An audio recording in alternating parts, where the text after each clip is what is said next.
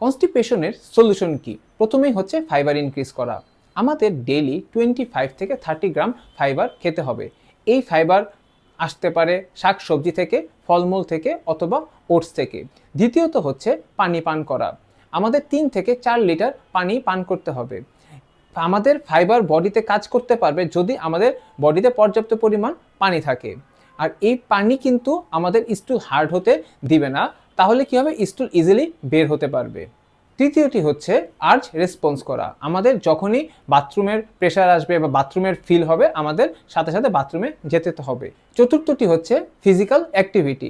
যদি আমরা physical activity বাড়িয়ে দেই তখন গাট মুভমেন্টও ইনক্রিজ হয়। পঞ্চমটি হচ্ছে স্ট্রেস।